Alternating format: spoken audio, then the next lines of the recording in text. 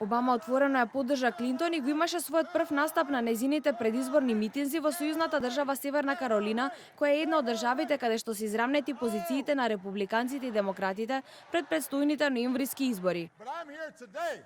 Тука сум бидејќи верувам во Клинтон и сакам да ја помогнете таа да биде следниот претседател на Соединетите Американски држави.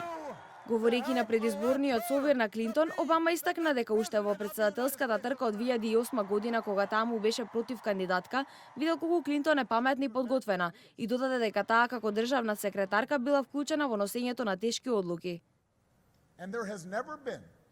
Нема поквалификувана личност, ниту жена, ниту маж, за таа должност од Хилари Клинтон.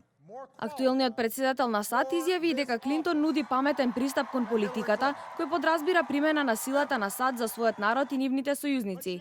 Истовремено, потенцијалниот републикански председателски кандидат Доналд Трамп ја обвини демократката за таинствено и незаконско однесување.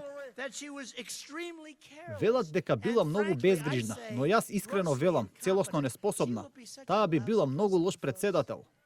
Тој продолжи со обвиненија дека Клинтон прави корумпирани финансиски сделки, додавајќи дека тоа е веројатно причината зошто не сакала луѓето да видат што прави. Поддршката на Обама и обвиненијата на Трамп следеа токму на денот кога Федералното биро за истраги соопшти дека нема да препорача подигање на кривични пријави против поранешната државна секретарка по едногодишната истрага за користење на приватната електронска пошта за доверлива службена кореспонденција, со што ја загрозила безбедноста.